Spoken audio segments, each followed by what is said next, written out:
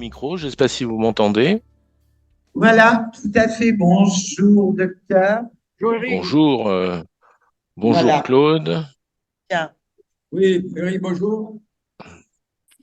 Voilà, la parole est à toi. On reprend à peine. Et dis-lui. Oui, oui, je vous suis depuis ce matin.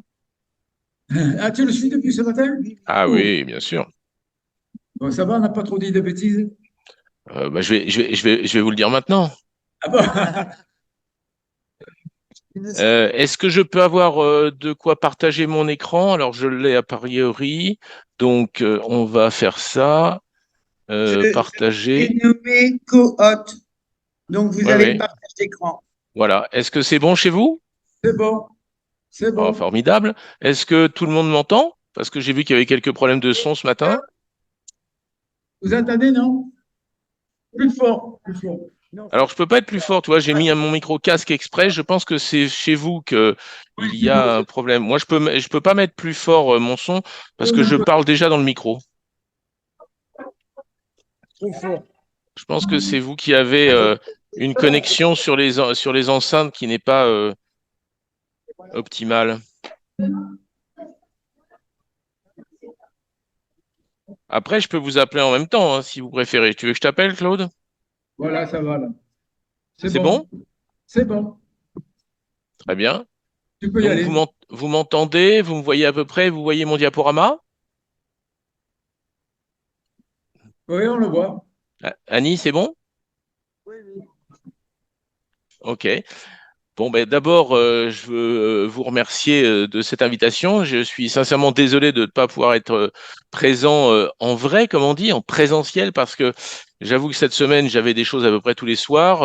Jeudi, j'étais au CSI où je participais activement, d'ailleurs sur un sujet assez proche, puisque on a parlé justement du protocole de l'IHU avec un des spécialistes, le professeur Brouki, des traitements du Covid, et je vais y revenir.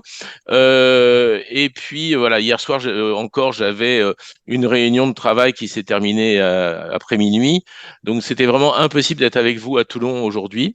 Et je m'en excuse parce que je vois que vraiment vous avez organisé quelque chose de formidable avec des gens que j'apprécie, Claude et Jean-Marc, qui sont évidemment des vieux amis, mais vraiment j'ai particulièrement apprécié également l'intervention de Mathieu tout à l'heure. J'ai trouvé très très vrai, très juste dans ses prises de parole et vraiment je voudrais le féliciter pour son action.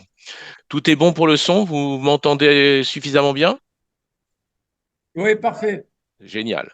Bon, alors, on m'avait demandé de parler de la prise en charge des Covid longs et en particulier sur le plan homéopathique. Alors, c'est évidemment passionnant, mais j'ai trouvé que c'était un peu réducteur parce que l'homéopathie seule ne suffit pas.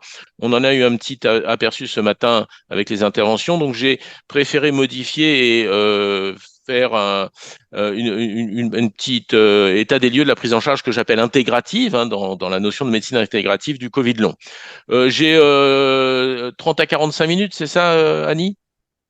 Oui, Tout oui, à fait. oui, Ok. oui, oui. Et je vous ai envoyé mon diaporama hein, sur votre mail. Hein. Oui, oui, Oui, oui. je sais. Donc voilà, ça c'est une fait. Alors, normalement, oui, va falloir que je fasse comme ça, moi. Voilà. Euh, Ok, ça marche. C'est bon, les diapos passent chez vous? C'est bon, ça passe. Allez, génial. Alors, évidemment, ce matin, il y a eu des discussions et des débats, et j'ai vu aussi dans le chat, d'ailleurs, des prises de position de plusieurs personnes sur qu'est-ce que c'est un Covid long.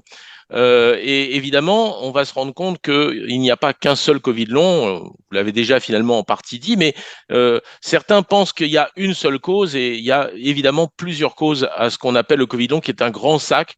On met un peu tout.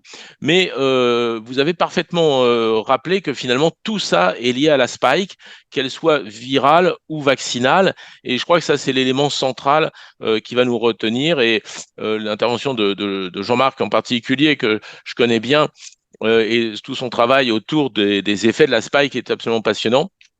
Donc, Un Covid long, ça peut être la persistance de symptômes du Covid aigu, par exemple. On a eu une anosmie et puis l'anosmie, elle dure des mois. Bon, on peut avoir aussi évidemment l'apparition secondaire ou persistante d'autres symptômes. On a vu, pour parler des choses simples, évidemment, il y a des choses beaucoup plus graves, des prurites de type un peu urticaire généralisé qui apparaissent à distance et qui persistent pendant des mois. Ce que j'ai pu constater en soignant pas mal de gens qui ont quelque chose qui ressemble à un Covid long en tout cas, j'y reviendrai parce que pour moi, il y a, à mon avis, plus de Covid long chez les gens vaccinés. Alors c'est discuté par certaines études, mais on connaît la fiabilité de certaines études, comme celle qui disait que l'hydroxychloroquine tuait 10% des gens. Donc, moi, mon impression, c'est que les vaccinés font plus de Covid long. Et la question, c'est est-ce qu'ils font des symptômes de Covid long à cause du Covid ou à cause du vaccin ou à cause des deux? On pourra en rediscuter peut-être dans les questions. En tout cas, il peut y avoir une réactivation à cause de ce virus ou de la spike en général, d'une fragilité ou d'une affection chronique qui pouvait être stabilisée ou qui pouvait être évolutive. Après, qu'est-ce que c'est un Covid long? À partir de combien de temps? Alors, certains disent 2 mois. La question, c'est plutôt de la gravité des symptômes, évidemment. Et il y a un point commun, une étude récente que j'ai mise là, a montré que globalement, dans la plupart des Covid longs, en tout cas diagnostiqués ou définis comme tels, parce que là aussi, toutes les études sont à prendre avec des pincettes, étant donné qu'on ne s'adresse jamais aux mêmes patients et aux mêmes symptômes, hein. Mais en tout cas, il y a une inflammation persistante. La question, c'est d'où vient cette inflammation? Alors, je vous ai entendu parler, j'ai vu aussi dans le chat des chiffres sortir. Alors, vous voyez que là, une étude, là aussi très récente, américaine, parle de 400 millions de personnes touchées dans le monde, 6% des adultes, 1% des enfants. Bon, peut-être. J'ai une autre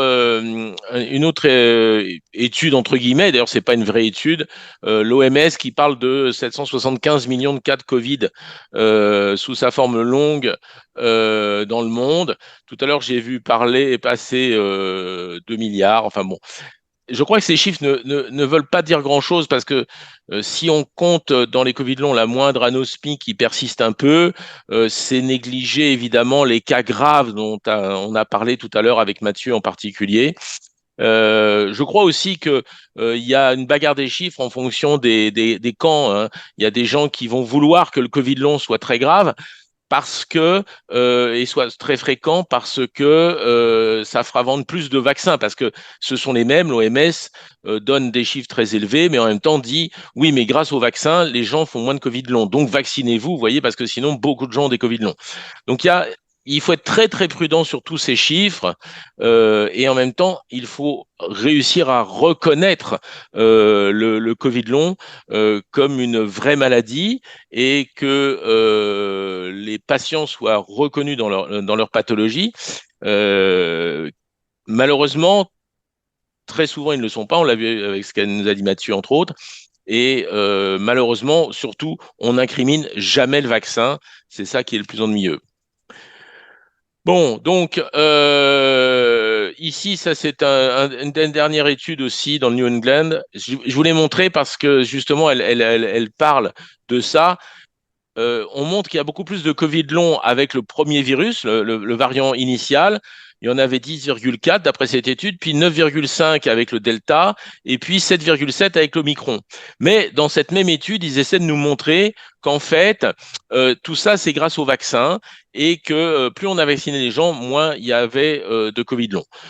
On a tous remarqué qu'il y avait plus de Covid long au départ et avec les premières souches et qu'il y en a moins avec les dernières souches. En ce moment, quasiment, je ne vois plus de Covid long s'installer depuis plusieurs mois. J'ai pas de choses graves alors qu'on en avait bien avant. Donc, manifestement, le variant est moins grave, donne moins de symptômes et donne moins de Covid long. Le vaccin n'a rien à voir. C'est les biais. Encore une étude publiée dans New England qui a déjà publié plusieurs études très, très, très discutables et avec beaucoup de biais. Voilà, ça c'était pour vous expliquer ça. Mais euh, donc, dans cette étude un peu plus ancienne, on voyait que finalement, les études, alors attendez, parce que moi, du coup, voilà, que la plupart des gens qui avaient un Covid long avaient des symptômes qui duraient de plus de 18 mois. On l'a vu aussi, c'est assez curieux parce qu'on a à peu près les mêmes chiffres avec la myocardite post-vaccinale et on a dit, oui, mais au bout de 18 mois, elle se calme. Alors, c'est pas très grave. Sauf que les gens qui ont des myocardites n'auraient jamais eu de Covid grave puisque ce sont beaucoup de jeunes et que la balance bénéfice-risque était catastrophique. Euh, bon, une fois qu'on a parlé de tout ça et de ces chiffres, etc., la question c'est quoi un Covid long en fait? Et ça, c'est tout le problème des patients, parce que comme aucun ne se ressemble, eh bien, ils ne sont souvent pas reconnus comme étant des complications du Covid ou du vaccin. Alors, pour moi, et là maintenant je vais parler de mon expérience, euh, on peut avoir des persistances du virus. Ça existe. J'ai vu que Dr Gaillet, Stéphane Gaillet, était en ligne, en tout cas ce matin. Et lui, c'est vraiment, il a beaucoup travaillé là-dessus. C'est sûr que dans certains cas, il y a une persistance du virus. Combien de temps, on ne sait pas. Voilà. Mais pour moi, c'est pas le plus fréquent. Ce qui est très fréquent, Claude en a parlé en particulier, Jean-Marc aussi, je crois, c'est le réveil des crypto-infections.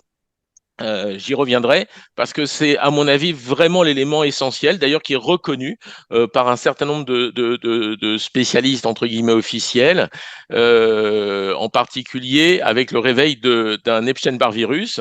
Mais ça, c'est des choses qui ont été reconnues. On a parlé du mycoplasme, j'y reviendrai aussi, j'ai fait une diapo dessus. Ça, c'est vraiment, à mon avis, un des éléments essentiels dans le Covid long qui complexifie beaucoup, beaucoup la prise en charge. Ça peut être aussi l'apparition ou le réveil d'une maladie auto-immune, MAI, maladie auto-immune. Surtout que ces maladies auto-immunes sont très liées à ces infections, à ces crypto-infections, j'y reviendrai aussi. Et puis parfois, c'est la persistance, la cicatrice d'un symptôme. On a parlé tout à l'heure de l'anosmie ou de la gueusie. Et je veux absolument insister sur un symptôme, et j'en ai pas trop entendu parler ce matin, et qui est trop souvent oublié, c'est que beaucoup de gens qui ont attrapé un Covid ont eu extrêmement peur. Extrêmement peur parce qu'ils ont été abandonnés par le système, abandonnés par leurs médecins, et ils étaient chez eux priant que ça ne s'aggrave pas et qu'ils ne soient pas hospitalisés. Et ce traumatisme psychologique qu'il y a eu au moment de l'infection aiguë, euh, a beaucoup marqué certains patients. Moi, j'en ai eu plusieurs où manifestement, le choc émotionnel, la peur majeure qu'ils ont vécue dans la solitude sans aucune prise en charge médicale, a joué beaucoup sur certains Covid longs. Et je crois, alors j'ai assez peu de Covid longs dans ma patientèle que j'ai chez les patients que je l'ai traités pour le Covid, ceux que je vois arriver, c'est plutôt ceux qui n'ont eu aucun traitement. Alors, Claude nous a dit ce matin que, évidemment, il y a moins de Covid long il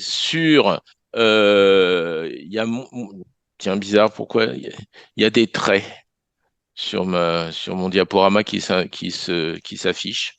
Je ne sais pas si c'est votre ordinateur. C'est pas très grave, c'est pas gênant. Et donc, je disais, Claude nous a très clairement dit, et évidemment, je pense la même chose, que quand on soigne le Covid aigu, il y a beaucoup moins de Covid long. Ça, c'est une certitude, mais c'est un, parce qu'on le soigne, deux, parce qu'on réduit la peur qui existe chez le patient. Et moi, c'est ce que j'ai eu comme témoignage assez systématique.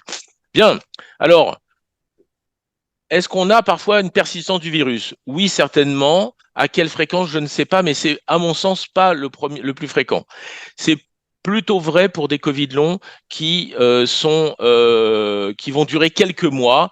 Et mon impression, c'est que si on les soigne évidemment, ce sont les Covid longs qui dureront le moins longtemps. C'est pour ça que je dis, c'est moins fréquent quand on a des Covid qui durent depuis un an, à mon avis. Mais bon, ça peut se discuter. On n'a pas de preuves de toute façon ni d'études. On n'a pas de diagnostic possible. Alors, c'est qu'à moitié vrai. On pourrait faire des sérologies. Et dans ces cas-là, il faudrait absolument doser les anticorps anti-N et anti-S. S, c'est Spike, c'est ceux qui sont dosés tout le temps. Anti-N, c'est contre la nucléoplasmide qui permet de savoir que ces anticorps ne sont pas liés au vaccin, mais sont liés à l'infection. Le problème, c'est que on a pratiquement tous fait un Covid, parfois qui est passé inaperçu, et donc on a potentiellement tous des anticorps anti-N. Donc, celui qui a un Covid long, il aura des anticorps anti-N. Alors certains ont dit oui, mais si les anticorps sont très très élevés, c'est que le patient a une infection persistante. C'est faux. C'est faux. Il suffit de voir les gens qui se sont fait vacciner contre l'hépatite B, par exemple. Ils ont des anticorps, pour certains, qui ont explosé au moment du vaccin, et 20 ans après, ils ont des anticorps toujours très très élevés. Donc le fait que les anticorps soient très élevés, à mon sens, n'est pas une preuve de persistance du virus. Euh, on peut faire évidemment ce qu'on appelle un test thérapeutique, c'est-à-dire que du coup, on va dire ça ressemble à une persistance du virus, ou on pense que c'est une persistance du virus, c'est ce qu'a fait le docteur Stéphane Gaillet, et là, on va donner un traitement comme un aigu, c'est-à-dire ivermectine ou hydroxychloroquine, antibiotiques, antihistaminiques, vitamine D, zinc, huile essentielle, homéopathie, et si le patient s'améliore, on peut penser qu'il avait une persistance virale, même si ce n'est pas une certitude. Voilà. Et donc, évidemment, quand le patient consulte tardivement, est-ce qu'un traitement d'un Covid aigu, donc un traitement du virus lui-même est actif? C'est pas du tout sûr. Non, je l'ai pas mis là, mais je vais vous le dire tout de suite quand même. On a quand même, si vous voulez, la possibilité aussi de donner une isothérapie. Certains homéopathes utilisent l'isothérapie du virus. Et ça peut être aussi une façon de prendre en compte la persistance du virus. Ah, mais je l'ai mis sur cette diapo, je pense. Donc, le traitement, si on pense qu'il y a une persistance du virus, le traitement sera probabiliste. C'est ça qu'il faut comprendre. On pense que c'est une hypothèse et on va traiter parce qu'on veut essayer d'aider le patient. Donc l'ivermectine, voilà, c'est l'ivermectine ou l'hydroxychloroquine. Certains donnent les deux, mais ça, je pense que c'est pas forcément l'idéal. L'azithromycine, sûrement, en association avec ivermectine et hydroxychloroquine. Les autres possibilités, bien sûr, on donne toujours du zinc, du dédrogil et des probiotiques, parce que quand on donne des antibiotiques, on donne des probiotiques. De la quercétine et de la vitamine C, parce qu'on a montré que ça pouvait agir efficacement sur le virus. Certains donnent de l'enzymothérapie, vous avez dû en entendre parler. Euh, on le donne beaucoup dans ce qu'on appelle la spikeopathie, c'est-à-dire les pathologies liées à la spike. Si on a une persistance virale, évidemment, on a de la spike, mais si on a été vacciné, on a encore plus de spike. Nos deux scientifiques de ce matin, Claude et Jean-Marc, l'ont largement expliqué. Là-dessus, il n'y a pas de consensus. Certains utilisent la nattokinase, d'autres la sérapeptase, d'autres la bromélaïne. Il n'y a pas de consensus sur la meilleure enzyme. La nattokinase a été à la mode pendant le Covid. Je ne suis pas certain que ça soit la plus puissante. Certains, en homéopathie, utilisent ces molécules, nattokinase, en particulier en basse dilution, donc pas en pondérale, mais en basse dilution. Et ça paraît intéressant. Voilà. Personnellement, je suis très amateur de N-acétylcystéine, la NAC, très prescripteur de NAC. La NAC, c'est un produit soufré qui a beaucoup d'avantages. Au départ, elle est donnée pour fluidifier les sécrétions bronchiques, mais elle a aussi un effet elle agit sur la détoxification hépatique. Donc, elle va vraiment aider le foie à détoxifier les molécules qui peuvent nous encrasser. Et la NAC, il a été prouvé qu'elle agissait, mais il faut donner une dose suffisante, sur les thromboses. Elle a une action thrombolytique. Or, vous le savez, la majorité des complications du Covid, il y a de l'inflammation, bien entendu, mais il y a ces problèmes de coagulation. Coagulation qui sont directement liés à la spicopathie. Donc la NAC, à mon avis, est un point très important. On se rappellera que la NAC, c'est aussi le précurseur du glutathion. Je crois que c'est Claude qui en a parlé tout à l'heure, ou Jean-Marc, je ne sais plus. Le glutathion qui était, oui, je pense que c'est Jean-Marc, c'est Claude parce que il a beaucoup travaillé avec le professeur Montagnier. Et le glutathion était effectivement un des chevaux de bataille du professeur Montagnier. Ce qui me fait rappeler que j'ai voulu commencer un peu rapidement parce que j'ai compris que vous étiez un petit peu en retard, mais j'ai oublié de me présenter. Donc peut-être ça serait bien que je me présente un peu plus pour ceux qui ne me connaissent pas bien. Donc moi, je suis médecin généraliste à la base.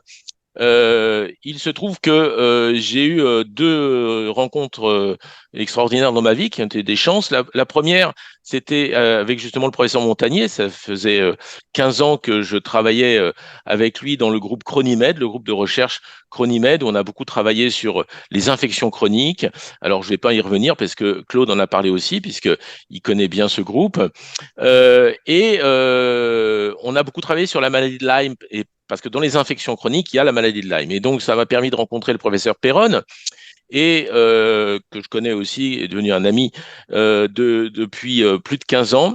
Donc, je suis devenu, j'aime pas dire spécialiste, mais j'ai été amené à prendre en charge beaucoup de Lyme chronique, beaucoup de Lyme aigu, parce que on a créé une association avec le professeur Montagnier, le professeur Perron, pardon, autour de la prise en charge du Lyme, qui est très déficitaire, vous le savez probablement en France.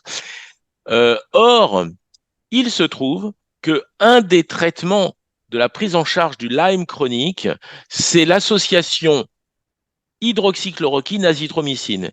Et quand le professeur Raoult a mis en avant ce traitement, moi, ça m'a paru comme une évidence parce que ça faisait 10 ans que je l'utilisais dans d'autres infections chroniques, dans d'autres infections un petit peu complexes, hein, ces fameuses crypto-infections dont Claude a déjà parlé.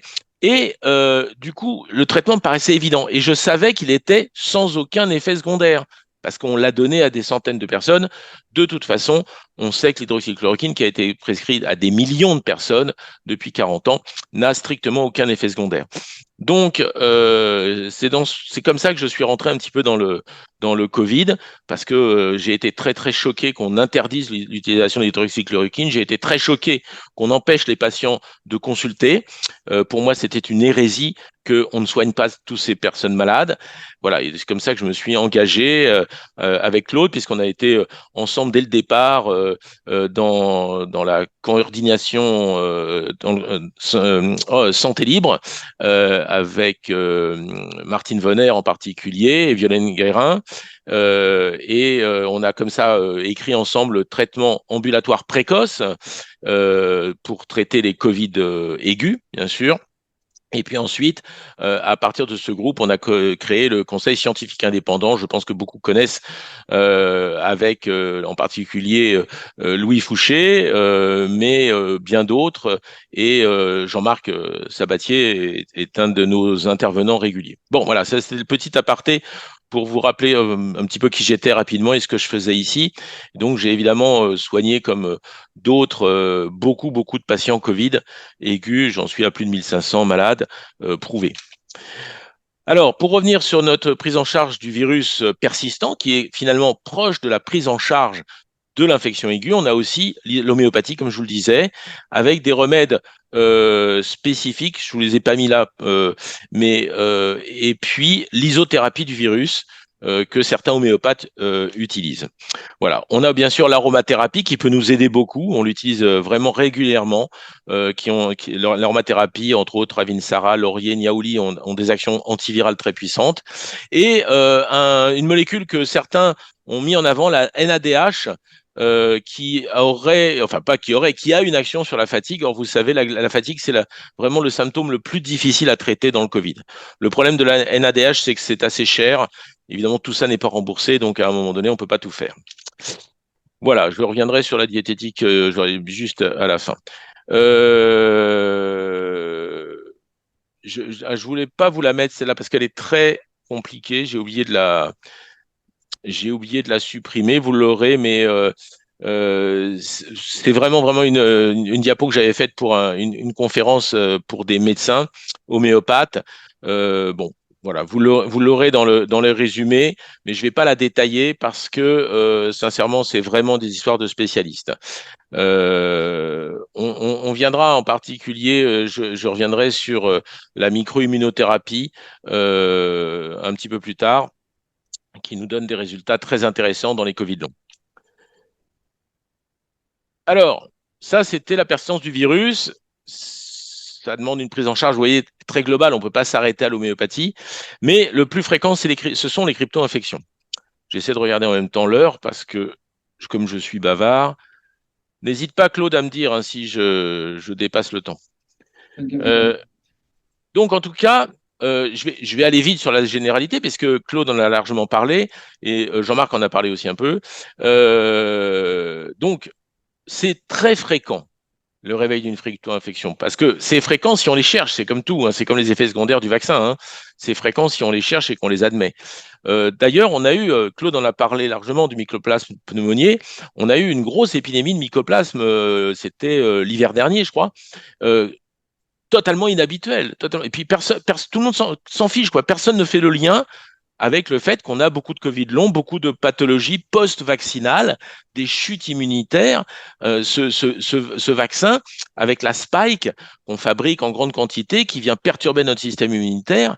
Et à ce moment-là, notre système immunitaire est tellement perturbé que les microbes qu'on a en nous, et on en a tous en nous, ça, c'est une chose qu'il faut comprendre. Des infections cachées, on en a plein dans notre... Déjà, par exemple, vous avez tous du candida albicans dans votre intestin. Si on le laisse s'exprimer, on va faire des candidoses, par exemple. Les mycoplasmes, ce sont des germes intracellulaires qui peuvent être cachés dans nos cellules, comme on a de l'herpès, certains, et c'est pour ça qu'on a vu beaucoup d'herpès et de zona après le Covid et après le vaccin. Bref, on a vu apparaître, quand on les cherche, quand on est habitué à ces pathologies, beaucoup de réveils de crypto-infections. Comme je vous le disais, ça a été tout à fait admis par la science officielle pour l'Epstein-Barr virus, le virus de la mononucléose, le BV. On a aussi, alors VZ, c'est varicelle zona, hein, le virus de la varicelle qui est aussi le virus du zona. Les virus qui d'ailleurs fait partie des herpes viridae, c'est-à-dire la grande famille des herpès, comme EBV et comme CMV. Tout ça, comme par hasard, ce sont des virus de la même famille. Pourquoi? Parce que ce sont des virus qui ont la mauvaise habitude de se cacher en nous. Hein, le plus connu, c'est herpès. Vous savez, vous faites une fois une primo-infection herpétique, et puis après, toute votre vie, vous allez faire des résurgences. Mais c'est toujours le même virus qui est dans vos cellules. Ce n'est pas un herpès que vous attrapez. Hein. Le BV, le CMV, la varicelle, c'est pareil. Vous n'allez pas réattraper la varicelle. Le jour où vous faites un zona, c'est le virus que vous avez fait de la varicelle quand vous étiez petit. Et de fait, faut vraiment bien comprendre qu'on a tous en nous des microbes de ce type. Si on vient perturber votre système immunitaire, et Dieu sait que la protéine spike a perturbé les systèmes immunitaires des gens, on peut avoir un réveil de ces virus si on a une immunité défavorable, fragile, etc. Il faut aussi un terrain. Tout le monde n'a pas fait de Covid long. Et donc, il y a aussi des causes personnelles, des causes liées au terrain. On peut avoir évidemment des réveils de germes qu'on a par exemple dans le Lyme chronique, les germes transmis par les tiques, par exemple comme Borrelia, Babesia, on a aussi la Bartonelle, etc. Ça, c'est des germes que vous connaissez moins. C'est un peu moins fréquent d'après mon expérience, mais c'est possible. Et bien sûr, les candidoses, je viens de vous en parler, sont aussi des infections chroniques récurrentes. Là, ce sont bien sûr des champignons, hein, des levures. Voilà. Alors, si on connaît un peu ces pathologies, c'était la spécialité du groupe Chronimed avec le professeur Montagnier, mais beaucoup de médecins ont été formés puisqu'on a formé plus de 500 médecins en France. On peut rechercher ces infections avec des bilans immunitaires et des sérologies. Bon, il faut avoir évidemment un peu d'habitude, un peu d'expérience. Et le grand problème, c'est que chez beaucoup de gens, on ne les cherche pas, donc on ne pourra pas les traiter. Je voulais vous montrer juste cette diapo parce que justement, alors le COVARS, c'est le groupe d'experts qui a remplacé justement le groupe d'experts de l'Élysée qui était là pendant le Covid. Et vous voyez que le COVARS dit bien qu'il y a un syndrome post-infectieux et que les syndromes post-infectieux ont été décrits il y a une vingtaine d'années, bactériennes, parasitaires, donc entre autres l'infection à Epstein-Barr virus, EBV, et le SRAS, le premier SRAS, évidemment, la maladie de Lyme. Donc, c'était juste pour vous montrer cette diapo que, de façon officielle, il est reconnu qu'il y a un syndrome post-infectieux avec soit des microbes qui persistent, c'est le cas du Lyme chronique, soit des microbes qui se réveillent. Voilà. Et malheureusement, évidemment, quasiment personne n'est diagnostiqué de façon précise à ce niveau-là. Et la prise en charge classique officielle du Covid long ne fait presque jamais appel au traitement de ces maladies. C'est dommage. On fait de la psychothérapie, on donne des vitamines, on donne de la kiné, des massages, mais on ne traite pas tout ça. Alors, qu'est-ce qu'on peut faire dans les crypto-infections réactivées? Bah, évidemment, ça va dépendre du germe en cause, hein. Les traitements dépendent si c'est un virus, une bactérie. On donnera souvent des antibiotiques adaptés. Pour les chlamydiés, les mycoplasmes, c'est des antibiotiques bien spécifiques. Pour les borrelia aussi, en sachant que certains antibiotiques, comme l'azithromycine, ont des actions antivirales, mais aussi et surtout l'ivermectine et l'hydroxychloroquine, parce que ces antiparasitaires ont des actions particulières. D'abord, ils ont des actions anti-inflammatoires, c'est surtout vrai de l'ivermectine, et je vous rappelle que le Covid long, c'est avant tout un syndrome inflammatoire, sauf que l'ivermectine, si on veut la prendre de façon un peu prolongée, c'est quasiment impossible en France parce qu'on ne peut pas la trouver. On ne peut pas la trouver à des doses prolongées, on peut la prendre pendant quelques jours, mais pas pendant des semaines. C'est un peu le problème de ce traitement. L'hydroxychloroquine peut être tout à fait efficace sur certains germes. On sait qu'elle est efficace spécifiquement sur les Borrelia, mais pas seulement, puisqu'elle a été efficace réellement sur le virus. C'est un des rares points où je ne suis pas d'accord avec ce que nous disait Claude ce matin, c'est que je crois vraiment que l'hydroxychloroquine a une action, et c'est ce que nous a démontré le professeur Bourouki jeudi soir au CSI, et je pense que c'est pas faire offense à tout le travail formidable de Claude que de dire que l'hydroxychloroquine marche aussi. L'hydroxychloroquine, alors c'est pour dire que chacun a son école, puisque à l'IHU de Marseille, eux, ils considèrent que c'est plutôt l'hydroxychloroquine qui est l'important et que l'azithromycine est secondaire. Bon. Et je sais que Claude pense que c'est l'azithromycine qui est important et l'hydroxychloroquine peut être secondaire. À la fin, il vaut mieux associer les deux. Ça marche beaucoup mieux, à mon sens. Et de dire qui est meilleur que l'autre, je m'en fiche royalement. Les deux ont leur action. Ce sont des actions synergiques, complémentaires.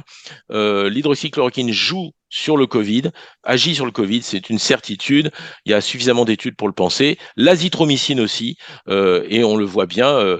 Claude en particulier, avec un certain nombre de médecins, ont traité surtout à l'azithromycine et ils ont eu de très bons résultats. Et ça montre que il faut pas. C'est un peu d'ailleurs le discours qu'avait Mathieu pour des raisons plus administratives et politiques, je dirais. Il faut rien rejeter. Il faut essayer vraiment de trouver toutes les pistes possibles pour aider les patients, les soulager.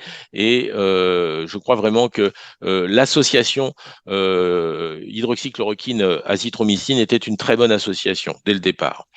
Voilà.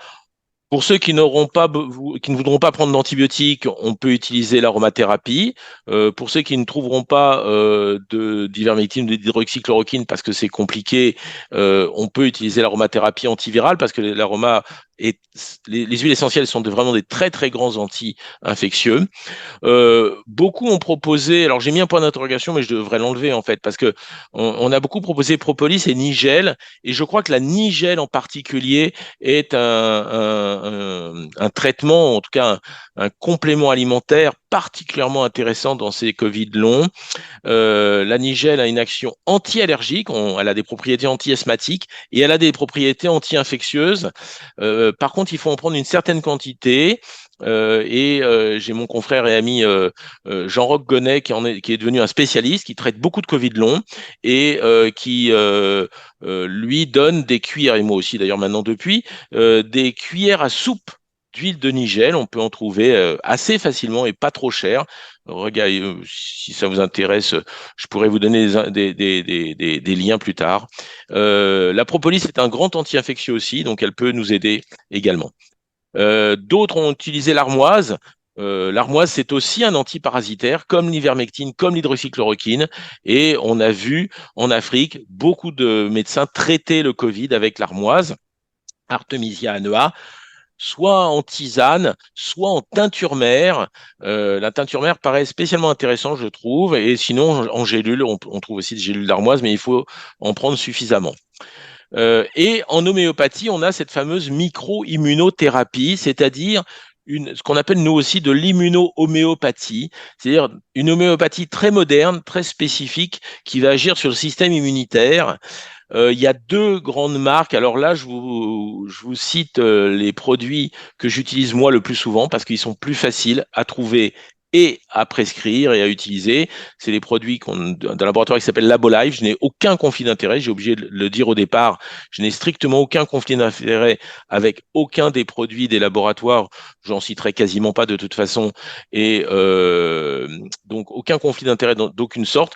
Là, il se trouve que c'est ceux que j'utilise parce que l'autre formulation, c'est des formulations qu'on ne trouve que dans une seule pharmacie en Belgique, avec des produits qu'on appelle REG, et qui sont très bien aussi, mais qui sont plus complexes d'utilisation. Donc, j'ai un peu l'habitude et ces produits marchent très bien. 2LEBV, comme vous pouvez le comprendre, va jouer sur les EBV chroniques. Le 2LCMV va jouer sur les CMV chroniques. Le 2LXFS va jouer sur les fatigues chroniques post-infectieuses.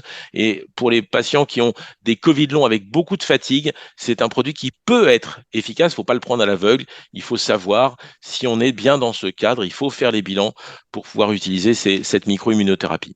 On peut traiter la candidose avec des huiles essentielles, avec des produits naturels, et on va même jusqu'à donner ce qu'on a le triflucan, qui est un médicament chimique, pour traiter les candidoses, parce que des fois, c'est très difficile à soigner des candidoses chroniques. Ça, c'est très important. Voilà. Bien sûr, on prendra en charge le terrain. C'est là où l'homéopathie de fond va jouer un rôle. La vitamine D est absolument essentielle. C'est un régulateur immunitaire, la vitamine D. Donc, il ne faut pas l'oublier. Je crois que Jean-Marc a dû en parler. Je ne sais plus parce que je finis par me mélanger. Parce qu'on a fait une conférence il n'y a pas longtemps avec lui, lui et moi, au CSI sur la vitamine D, qui est une de ses spécialités. Et la vitamine C peut être intéressante. Elle est toujours intéressante. Elle est, à mon sens, un peu moins efficiente que la vitamine D, mais elle reste utile. Le zinc est important, surtout si votre zinkémie, c'est-à-dire le dosage sanguin du zinc est bas. Et bien sûr, on va travailler sur le terrain, on va utiliser des probiotiques ou des symbiotiques, qui est un mélange probiotique-prébiotique. Moi, personnellement, ça c'est une habitude personnelle, j'utilise beaucoup la chlorophylle magnésienne, qui est absolument formidable pour assainir l'intestin. C'est un antifongique également, la chlorophylle magnésienne. Donc, on a beaucoup de bons résultats au niveau de la flore intestinale. On a des plantes qui vont stimuler l'immunité.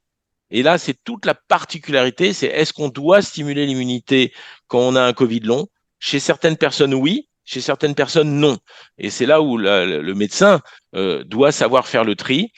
Si on a une infection chronique, il est probable qu'on ait besoin de stimuler l'immunité avec l'échinacée, mais l'échinacée est contre-indiquée en cas de maladie auto-immune. Le maïtake, pardon, qui est un champignon, et Una des gâteaux, qui est une plante tout à fait intéressante parce qu'elle est très anti-inflammatoire. Et je répète pour la 8e fois, le Covid long est une inflammation chronique. Voilà, utilise les oligo-éléments, bien sûr. On utilise aussi des barrages. Alors c'est des homéopathes spécialisés qui font ça.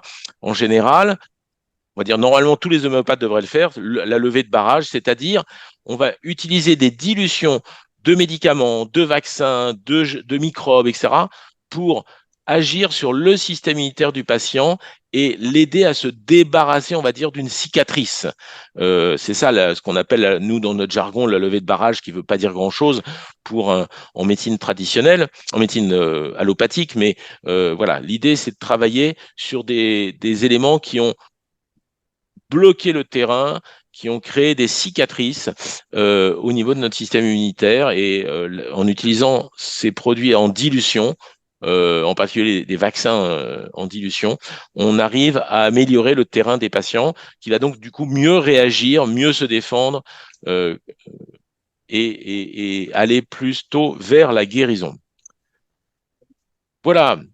On peut avoir au milieu de tout ça une apparition, bien sûr, d'une maladie auto-immune, soit parce que le vaccin ou la protéine spike du virus, mais ça, on le voit beaucoup plus avec le vaccin, c'est prouvé depuis longtemps. On sait que, et je crois que Jean-Marc a dû en parler, la protéine spike va favoriser chez les gens prédisposés, et c'est ça qui est important, tout le monde ne va pas faire ça, bien sûr. Chez des gens prédisposés, la protéine spike va créer une auto-immunité. On le sait en particulier au niveau des plaquettes, et c'est pour ça, malheureusement, que certaines personnes sont mortes, et ça, on peut le dire, puisque c'est reconnu officiellement. Certain nombre de personnes sont mortes brutalement après le vaccin en faisant des thromboses massives. Plusieurs cas ont été reconnus comme décès post-vaccin. Malheureusement, beaucoup ont fait des alors je dirais heureusement beaucoup ont fait des thromboses beaucoup moins graves et malheureusement faisant des thromboses moins graves, ils n'ont jamais été reconnus comme effet secondaire post-vaccinal, mais on sait que probablement l'élément physiopathologique numéro un lié à la spike, c'est la thrombose, hein, le caillot qui crée de l'inflammation microvasculaire en particulier. Et on sait que une partie de ces thromboses sont liées à une réaction immunitaire en lien avec Spike sur le plaquette activating factor, le PAF, c'est-à-dire, on va dire, le métabolisme, hein, le fonctionnement de nos plaquettes, et on va avoir une augmentation, bien sûr, de l'agrégation plaquettaire et des microthromboses. Quand ce sont des microthromboses, ça peut donner des douleurs, ça peut donner des pathologies inflammatoires diverses et variées. Et bien sûr, malheureusement, chez certains, ça a été des thromboses massives avec des infarctus en particulier. Et on a vu malheureusement, vous savez, un certain nombre d'arrêts cardiaques. Beaucoup trop ne sont pas reconnus comme étant post-vaccinal. Pourtant, on a quand même une augmentation des arrêts cardiaques brutaux, massifs. Et c'est ça qui est le plus important. Le nombre d'arrêts cardiaques a augmenté. Mais surtout, ce qui a augmenté, moi, de ce que je constate, c'est des arrêts cardiaques mortels. Parce que des infarctus, il y en a toujours eu. Donc, évidemment, on dit, oh, bah oui, non, mais ça existait avant, c'est pas nouveau. Mais ce qui est quand même plus nouveau, c'est qu'on a malheureusement eu plus d'infarctus immédiatement mortels. C'est des infarctus massifs qu'on ne peut pas récupérer. Normalement, les infarctus, aujourd'hui, on arrive à en récupérer beaucoup. Et là, malheureusement, on a eu beaucoup plus d'infarctus très graves. Bref, y compris chez des jeunes et chez des sportifs. Donc, la maladie auto-immune, ça peut être des thromboses, mais ça peut être des vraies maladies auto-immunes, des polyarthrites. On a vu des flambées, des augmentations, pas une flambée quand même pas exagérée, mais des augmentations de polyarthrite, de sclérose en plaques, d'un certain nombre de maladies auto-immunes comme ça, qui ont augmenté après la vaccination, beaucoup plus après la vaccination qu'après l'infection Covid. Donc dans ces cas-là, il faut savoir prendre en charge ces maladies auto-immunes. On fait des bilans immunitaires pour les diagnostiquer, pour les évaluer. Parfois, on fait ce qu'on appelle un typage HLA parce que le HLA détermine votre terrain favorable ou défavorable aux maladies auto-immunes. Ça, c'est quand même des histoires de spécialistes. On va rechercher des crypto-infections par les sérologies parce que la présence de crypto-infections peut favoriser les maladies auto-immunes. C'est d'ailleurs probablement la principale cause de maladies auto-immunes. On va rechercher les maladies auto-immunes elles-mêmes par ce qu'on appelle les dosages des anticorps antinucléaires, les ACAN. Ça, c'est vraiment des histoires de spécialistes. Je vais un peu rapidement. Et ce qui peut aider, parce que tout ce que j'ai mis jusque-là, ce sont des choses assez officielles, ce qui peut aider, c'est de faire un bilan ImmuPro, c'est-à-dire un bilan d'intolérance alimentaire, parce qu'on se rend compte que les patients qui font des maladies auto-immunes ont souvent des intolérances alimentaires. Alors, c'est des choses qui ne sont pas assez bien reconnues, malheureusement, mais il se trouve que moi, au départ, ma première spécialité, c'est la nutrition. J'ai un diplôme universitaire de nutrition. J'ai écrit une dizaine de livres autour de la nutrition. Et je me suis en particulier spécialisé dans l'intolérance alimentaire. Je fais partie d'un groupe de recherche international sur les intolérances alimentaires.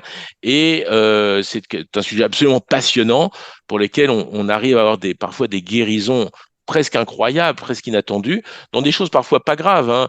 Par exemple, c'est souvent une cause de constipation, souvent une cause de migraine, mais quand on soulage des migraines qui ont 30 ans d'existence juste en supprimant certains aliments, c'est quand même un tout petit peu miraculeux parfois. Et donc, on peut avoir de très belles surprises quand on trouve des intolérances alimentaires chez des gens qui ont des Covid longs. Et surtout des patients qui ont des symptômes post-vaccinal. Donc, pourquoi? Parce qu'ils ont un terrain. Évidemment, c'est pas le vaccin, c'est pas le spike qui crée l'intolérance alimentaire. C'est parce que ils ont un terrain défavorable. La spike favorise le déclenchement d'une maladie auto-immune, mais dans ces notions d'excès immunitaire, si on peut dire pour simplifier, d'une maladie auto-immune, on peut voir apparaître des intolérances alimentaires et si on exclut ces aliments, on peut avoir une amélioration. Et ça, on le trouve assez régulièrement. Donc, je sais qu'il y a un certain nombre de patients, de personnes atteintes de ces Covid longs qui nous écoutent. C'est une piste. C'est pas la seule, elle n'est pas exclusive évidemment, mais c'est une piste à envisager absolument si vous êtes dans ce cas-là. Alors les autres pistes, je vous les cite rapidement. J'ai hésité à laisser cette diapo que j'avais faite aussi pour des médecins. On peut utiliser, ça s'est fait aux États-Unis en particulier, mais en France aussi, ce qu'on appelle les low dose of naltrexone. C'est une molécule qu'on a en France, hein, mais c'est une technique très particulière. Vous pourrez rechercher sur Internet. Je vais être sincère, je l'utilise très peu, c'est un peu complexe à utiliser, mais certains semblent avoir des résultats avec ça. La mélatonine semble vraiment intéressante. Il faut se rappeler que la mélatonine, c'est pas juste pour s'endormir, même si c'est son premier rôle. C'est entre autres un très grand antioxydant. On a des études qui montrent que la mélatonine a un rôle anti-cancer. Ça a donc un effet sur notre immunité, comme la vitamine D. Donc ça peut être intéressant de la rajouter. Quelquefois, on doit passer par des cours de cortisone. Je voulais le citer parce que ça nous est arrivé plusieurs fois quand on donne surtout les traitements anti-infectieux, azithromycine et hydroxychloroquine par exemple, pour aller beaucoup plus vite. Et ça marchait vraiment bien hein, dans les Covid aigus un peu graves. On a utilisé la cortisone et c'était vraiment miraculeux. Alors bien sûr en cure courte hein, de 5, 7, 8 jours maxi. Voilà. Je ne vais pas revenir là-dessus. Je l'ai laissé cette diapo exprès aussi parce que je savais que Jean-Marc allait intervenir, mais c'est vraiment passionnant de pouvoir agir sur le SRA et les travaux de Jean-Marc Sabatier sont évidemment absolument extraordinaires pour nous parce que c'est des choses qu'on maîtrisait mal. Je l'ai laissé aussi parce que je voulais vous montrer, ça c'est pas la spécialité de Jean-Marc, qu'on peut agir sur le système rénine-angiotensine par l'homéopathie. Et on a justement ces molécules qu'on peut trouver. Alors ça, c'est des homéopathes un peu spécialisés qui utilisent ça, mais la CE2 qu'on peut utiliser en basse dilution, la TR, donc la T1R en 30 en haute dilution pour le freiner. Voilà, je passe un petit peu. La question des sartans, bon bah ça c'est ce qui explique bien sûr Jean-Marc dans les possibilités thérapeutiques. Et puis, je ne vais pas le détailler non plus parce que je sais que derrière moi quelqu'un va en parler, mais le syndrome d'activation mastocytaire est une piste thérapeutique absolument passionnante. Et là, on va pouvoir utiliser alors le singulaire, des antihistaminiques. D'ailleurs, beaucoup de patients sont très améliorés dans certains Covid longs pas trop graves par les antihistaminiques. Malheureusement, ça ne guérit pas le patient parce qu'il a toujours ce fameux SAMA et donc il faut aller plus loin que les antihistaminiques, mais ça montre à quel point l'histamine va jouer un rôle, et dans le SAMA, on vous expliquera tout à l'heure, je pense, à quel point l'histamine joue un rôle, à travers aussi toujours le système rénine-angiotensine. Bien sûr, des régimes pauvres en histamine, ça aussi, on sait le faire. Les LDN, c'est la low dose of naltrexone, donc qui peut agir sur le SAMA. Les IRS, c'est des antidépresseurs inhibiteurs de la recapture de sérotonine qui ont été cités dans le SAMA. Pardon. Mais comme vous le comprenez, la prise en charge d'un SAMA, c'est complexe. Je pense que vous en saurez plus tout à l'heure avec l'intervenant qui intervient, je crois, vers 17h, je crois. 16h, 17h. Voilà. Et donc, il faut traiter les crypto-infections. Merci, Madame Betchou. Madame Comme... Betchou. Oui. Voilà. Et pour finir, ça va être très court, on peut avoir la persistance comme une cicatrice finalement, d'un symptôme de Covid aigu, comme s'il y avait juste un syndrome inflammatoire qui persistait, sans trouble immunitaire, sans maladie auto-immune, sans infection chronique. L'anosmie en fait partie. C'est évidemment souvent moins grave, c'est souvent un peu moins long. C'est pas pour ça que c'est facile à traiter, hein. On a eu du mal à traiter ces anosmies qui persistaient. Il y a des gens qui ont eu des séquelles, puis qui ont toujours malheureusement des séquelles pulmonaires. Ça, en général, malheureusement, ce sont des gens qui n'ont pas été traités en aigu, qui ont été en réanimation, intubés. Et là, on a fait beaucoup d'erreurs en réanimation parce qu'on ne savait pas faire, hein. Simplement, les réanimateurs, eux, ils n'ont pas été poursuivis pour charlatanisme. Ils ont fait ce qu'ils savaient faire à l'époque. C'était une erreur, on le sait aujourd'hui. Pendant 6 mois, les réanimateurs se sont plantés. Il fallait pas intuber, il fallait pas réanimer comme on réanime d'habitude une grippe grave. Mais ça, on l'a su après. Parce que les gens, faut le savoir, hein, les gens ne sont pas morts du virus, les gens sont morts de la réaction immunitaire, de ce fameux orage cytokinique.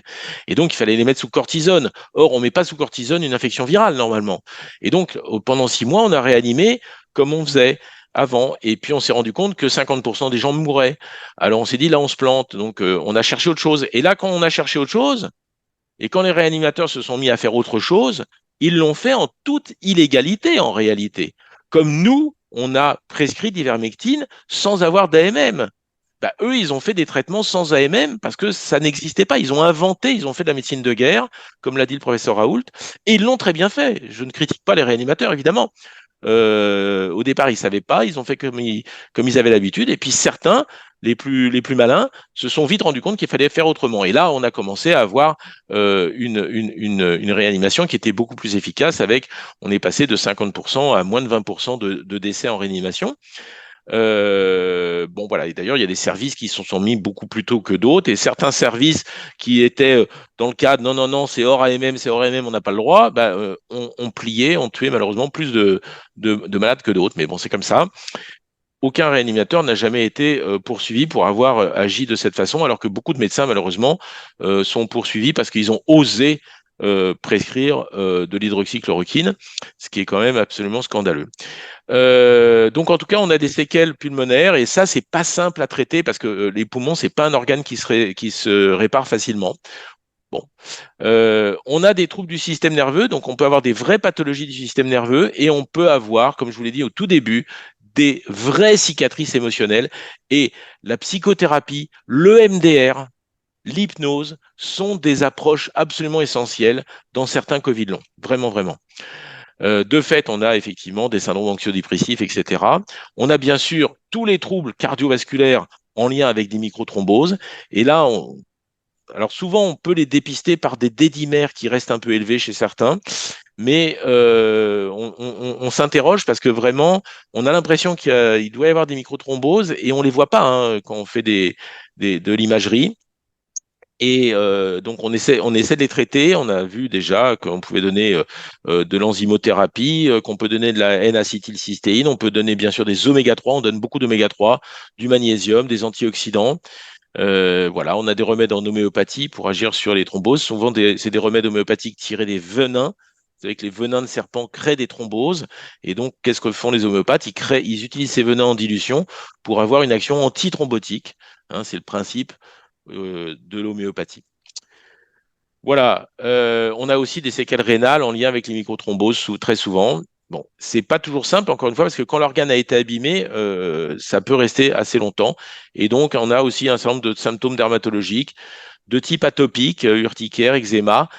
On arrive à traiter avec des antihistaminiques, mais qui sont parfois très difficiles à guérir, ce qui prouve vraiment que cette protéine spike modifiée a vraiment été une saloperie, et je suis poli. Voilà. Bien sûr, tous ces symptômes peuvent être liés en lien avec un SAMA, donc le syndrome d'activation mastocytaire, et en lien avec l'histamine, dont on vous parlera après. Voilà. Alors, dans les séquelles, évidemment, on peut faire des bilans. Enfin, je pouvais pas détailler ça aujourd'hui, c'est impossible. Évidemment, il y a trop de cas particuliers, mais je voulais vous montrer euh, une publication de 2023 qui m'avait vraiment absolument surpris parce que c'est une publication tout à fait officielle et vous l'aurez dans le diaporama parce que je l'ai donné, donc vous pourrez le retrouver. Mais voilà ce qui était proposé dans cette publication. Ivermectine, cortisone, antihistaminique, aspirine, naltrexone, la colchicine, qui est un anti-inflammatoire, et la metformine. Ça, c'était 7 médicaments proposés dans les Covid longs. Et à côté de ça, ah oui, pardon, j'avais mis un petit truc sur la metformine parce que je vous en ai pas parlé jusqu'à maintenant. La metformine pourrait avoir un effet sur le Covid long, mais j'avoue que j'ai pas beaucoup de recul pour ma part. Mais par contre, regardez tous les traitements qui sont proposés dans cette publication, qui sont des traitements naturels. Alors, vous avez la vitamine D, la vitamine C, la K2, la N-acétylcystéine, le glutathion, la mélatonine, la quercétine, le resveratrol, la curcumine, le magnésium, les huiles de poisson, le millepertuis, le boswellia, qui est une plante anti-inflammatoire, etc., etc. La cannelle ici. Qu'est-ce qu'on a ici? La réglisse, ici, le clou de girofle, le gingembre, le thym. Et encore, là, on parle que de la phyto et des compléments alimentaires. On ne parle pas du tout de l'homéopathie. Donc, c'est pour vous dire que la prise en charge d'un Covid long, c'est forcément complexe, c'est forcément multifactoriel, ça fait forcément appel à une, oui, j'avais mis, oui, je voulais vous mettre un exemple. Ça fait forcément appel à ce qu'on appelle la médecine intégrative, et j'avais mis un exemple pour les séquelles pulmonaires, où on va donner beaucoup d'huile de N-acétylcystéine. Parfois, moi, j'aime beaucoup utiliser l'huile de Harlem, pour ceux qui la connaissent, qui est un produit très particulier, c'est un vieux produit. On a de l'homéopathie, Pulmine, par exemple, qui marche de façon assez intéressante pour les conséquences pulmonaires, les cicatrices pulmonaires, tuberculinum, qui est un remède de fond, poumon histamine, qui est un remède, comme vous le comprenez, qui agit sur l'histamine et les réactions pulmonaires. On a aussi le ginkgo, qui a une action sur la fibrose pulmonaire, l'enzymothérapie, comme la nattokinase. On a une plante qui s'appelle la séongénine aussi, bon, je passe, les antioxydants, certains ont cité l'astragale. Et on peut utiliser le symbicort, c'est-à-dire le pchit qu'on donne dans l'asthme, qui a une action, qui contient de la cortisone et qui va avoir une action intéressante sur l'inflammation chronique qui peut persister dans les poumons. On va utiliser aussi les antihistaminiques, bien sûr, s'il y a un terrain allergique ou un SAMA. Voilà, rééducation respiratoire, etc. Et je crois... Ah non, j'avais mis aussi pour les... Donc, dans les conséquences, les séquelles cardiovasculaires, on a les oméga 3, le resveratrol, la vitamine K2. On a certains remèdes homéopathiques comme Cardine, Artère, qui sont intéressants. Les venins, comme je vous le disais, Crotalus en particulier, mais il y en a d'autres. Il y a des remèdes homéopathiques des remèdes homéopathiques, oui, sécalés, qui se trouvent, qui est le cornouiller, qu'on trouve aussi en gémothérapie. Voilà, on a des plantes aussi, les plantes qui apportent un petit peu d'aspirine, la saule, le saule, pardon, et la reine des prés. Ils sont des plantes anti-inflammatoires très intéressantes dans les post-Covid parce elles contiennent un dérivé d'histamine, toujours le ginkgo, les plantes circulatoires, Amamélis en particulier qui agit sur la microcirculation. Vous voyez, on a vraiment beaucoup de choses pour essayer d'aider les patients. C'est là où le thérapeute est indispensable, c'est-à-dire que il faut pouvoir sélectionner ses remèdes en fonction du terrain, etc. Je vais passer parce que je pense qu'il est tard et il faut laisser la place aux autres. Vous aurez ça dans la diapo. L'anosmie et la gueusie, j'ai pas grand-chose de génial pour être sincère. On a souvent galéré à traiter les troubles du goût et de l'odorat. On met souvent plusieurs mois à les améliorer. On ne sait jamais s'ils s'améliorent tout seuls ou si c'est grâce à notre traitement. C'est jamais très simple. Ne pas oublier l'acupuncture aussi, d'ailleurs. Dans les séquelles cognitivo-comportementales, il y a le magnésium, les oméga 3, la mélatonine, le rhodiola qui est une plante très importante, la psychothérapie. Je cite l'éricium. L'éricium, c'est un champignon qui améliore, qui agit sur la réparation du système nerveux. C'est très intéressant. On l'utilise aussi dans les déclins cognitifs. Le ginkgo, toujours le bacopa, qui sont deux plantes essentielles. Excusez-moi, je vais un peu vite à la fin. Ça fait un peu catalogue, mais vous aurez les diapos, donc vous pourrez retrouver tout ça. Et on a par exemple de l'immuno-homéopathie, par exemple le 2L MEM senior qui agit sur l'équilibre immunitaire qui peut jouer un rôle dans le déclin neuronal. Allez, on va passer. Et je voulais rappeler juste dans le Covid long, le protocole FLCCC. Je ne sais pas si quelqu'un en a parlé, je n'ai pas entendu. Vous savez qu'il est un protocole américain. Alors, ils sont toujours beaucoup plus puissants, beaucoup plus agressifs, puisqu'ils utilisent, bon, bien sûr, l'ivermectine, la fluvoxamine, qui est un antidépresseur, la cortisone. Bon, on retrouve la vitamine C, la vitamine D, les oméga 3, la mélatonine, la quercétine, la curcumine, la nigelle, les probiotiques qui sont cités aussi par FLCCC. La mélatonine, je l'ai mis 2 fois, pardon, et la prise en charge du SAMA.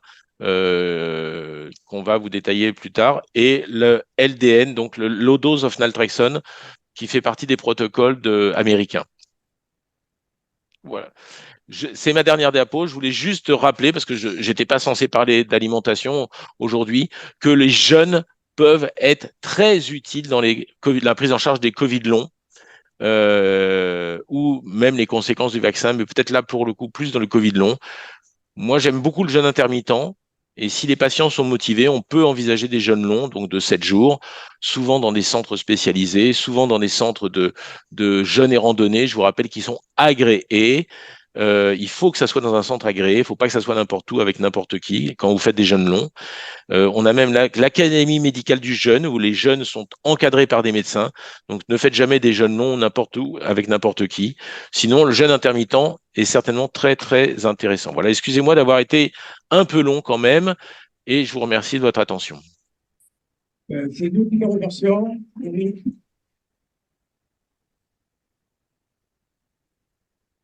Je vous entends. Je pense que tu as Alors je vais arrêter de partager. dans ton exposé.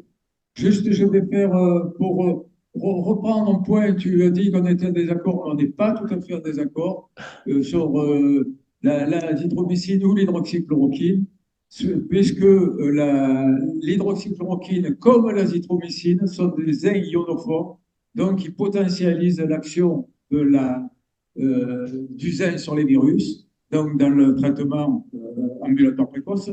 Mais la seule différence, c'est que à l'IHU, ils étaient obligés de faire pour tous les malades qui traitaient un électrocardiogramme et un dosage d'hypotension, puisque Oui. lorsqu'on associe azithromycine et hydroxychloroquine, on a des risques de torsade de pointe. Et donc, en pratique courante de ville, c'est assez difficile de demander au malade d'avoir un électrocardiogramme et un dosage d'hypotension si on veut traiter comme on le souhaite dans les premiers jours et non pas dans les 5e ou 6e jours.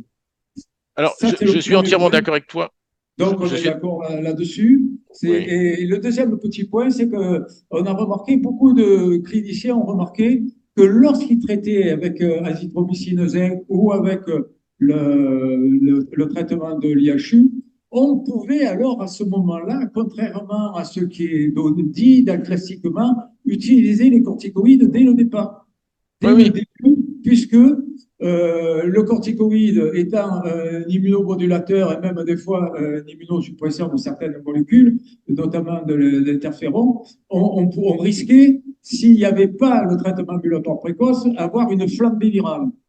Or là, on n'a pas la flambée virale à cause du traitement ambulatoire précoce, mais par contre, on a l'avantage de corticoïdes pour éviter la phase inflammatoire. Voilà, si vous voulez poser des questions. Oui, Jean-Marc, une question? Le temps que la question arrive, je veux juste te dire à quel point c'est très important ce que tu as dit sur la notion de précocité. Bon, on l'avait travaillé ensemble, donc on sait qu'on est totalement d'accord, mais je veux vraiment insister là-dessus.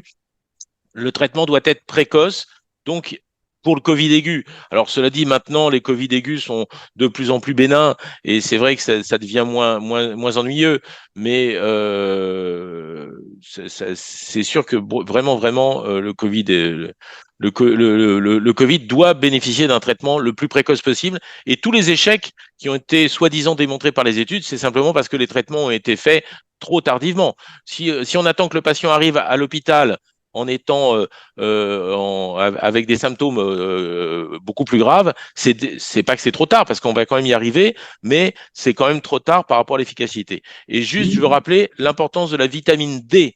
Ah oui. Et si possible, une vitamine D préactivée, comme le dédrogil, parce que ça marche plus vite. Ça marche plus vite. Ça, c'est très important. Alors, ce qui est vrai, par contre, ce qu'on peut retenir, c'est que ce qui a été vrai pour le Covid pourra être vrai demain pour une virose respiratoire nouvelle. Absolument. Donc, n'oubliez pas ça, c'est-à-dire qu'en traitement précoce, vous arrivez à, disons, décapiter un virus nouveau qui risque de nous arriver. Hein, je veux dire, ça, on n'en est pas, on ne sait pas quand ça arrivera, mais on est sûr que ça arrivera. Et ce qu'il faut savoir, c'est que au niveau de ces traitements, M. Montagnier disait que lui, dans les grippes, il traite dès le début. Et Carlo Brogna, l'italien, a fait, je l'ai dit ce matin, a fait une étude sur la charge virale entre le traitement ambulatoire précoce 2 jours, 3 jours, 5 jours, 7 jours. Et chaque fois, il a vu l'augmentation de la charge virale suivant le moment où on traitait. Je passe la parole à Jamal. Jamal. Très bien.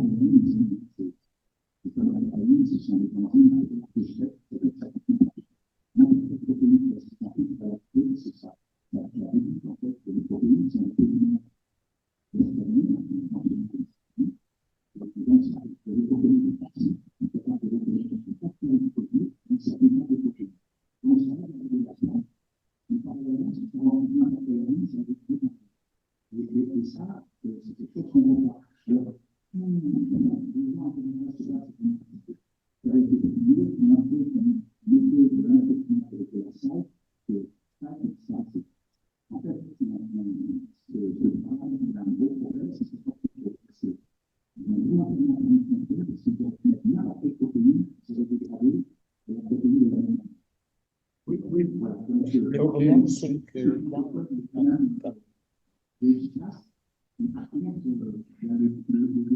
on n'entend pas. Puis n'oublions pas aussi que les associations médicamenteuses, quels que soient des médicaments AMM ou que ce soit des molécules prises en annexe, peuvent des fois interférer sans qu'on sache comment ça interfère. Il y a d'autres questions Claude, pour... Claude, on n'entend pas du tout les questions, nous, oui, ici. Hein. S'il y a une question, il faut la répéter. Non, c'est le micro. Le micro sale ne revient pas là. Et le micro sale ne revient pas ici. Hein.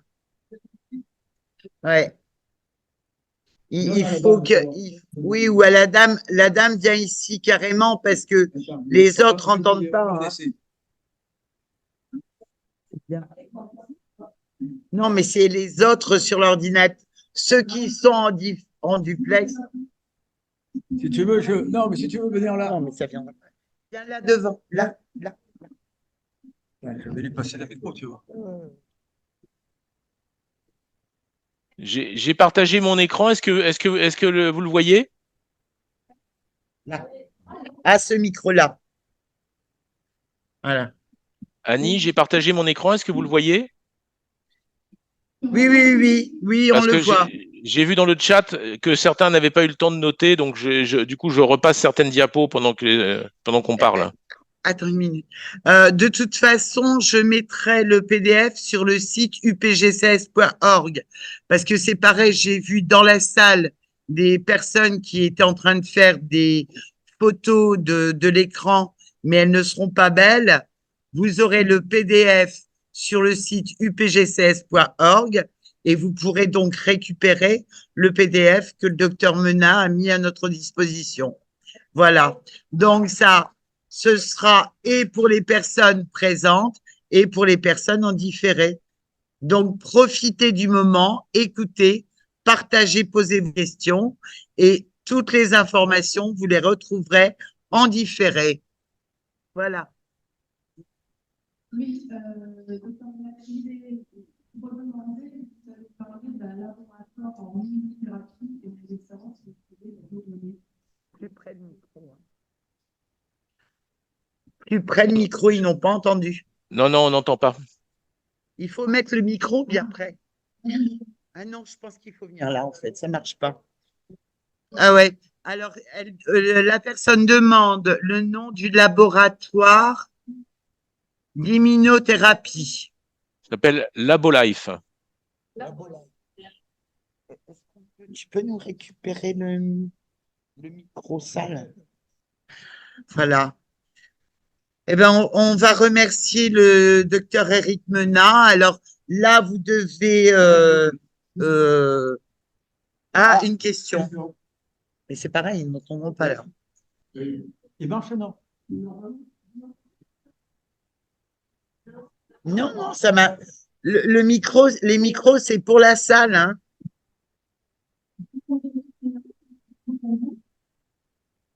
Non, il faut être devant l'ordi pour qu'ils vous entendent. Je crois qu'il y a 2 questions sinon sur, sur le chat. Enfin, pour les gens. On va prendre une retard. Bonjour, docteur Ménard, je connais déjà. On s'est rencontrés en novembre 2021 avec Orion Code. Nous avons fait un live ensemble au sujet de la petite Sophie à 17 ans décédée. Je ne sais pas si vous vous en rappelez. Dites-moi, oui, je me rappelle Voilà, elle a d'une fait une visio. embolie pulmonaire massive. L'expert n'explique pas. Elle avait fait des thromboses, plusieurs arrêts cardiaques en une nuit suite à sa première injection de Pfizer. Donc moi, la question que j'ai à vous dire, à vous demander, comment ça se passe quand on fait des thromboses, quand on reçoit une injection? Comment vous Ça pouvez se expliquer passe. ça?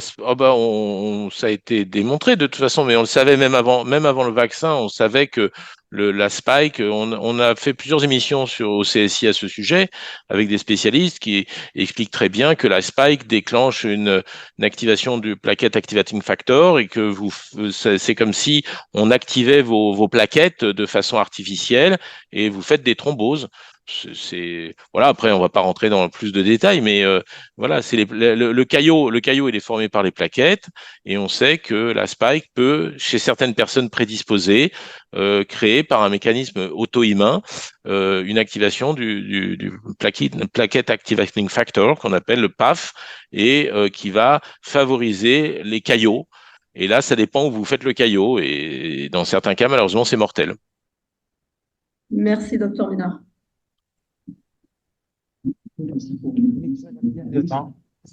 Donc ATR qui est prothrombotique.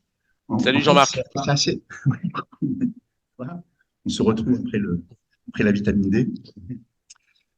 C'était pour dire que les personnes qui ont un COVID long, il a été décrit en fait une déficience d'une activité enzymatique. Et je vais vous expliquer en 2 mots comment ça fonctionne. Vous savez, dans le processus d'hémostase, donc il y a la formation des caillots sanguins. Il y a à peu près 13 facteurs qui sont impliqués. Et notamment, il y a un facteur qui est très important qui s'appelle le facteur de von Willebrand. Et ce facteur de von Willebrand, il est produit à 70% par des cellules endothéliales et à 30% par des plaquettes sanguines. Et il se retrouve en fait dans des granules qu'on appelle des corps de Weber-Palade. Il y a de la P-sélectine dedans, en fait, d'autres molécules. En gros, si vous voulez, c'est ce qui va initier l'hémostase, c'est-à-dire la coagulation. C'est justement von Willebrand, le facteur de von Willebrand. Alors, le facteur de von Willebrand, c'est une protéine qui fait 2050 résidus d'acide aminé, donc c'est un long collier de paire qui fait 2050 paires, et qui est donc à 5% dans les cellules endothéliales et à 30% dans les plaquettes sanguines. Et il a une particularité, c'est que lui va initier justement la formation des caillots sanguins. Alors, ce qui se passe, c'est que cette molécule, elle a plusieurs sites.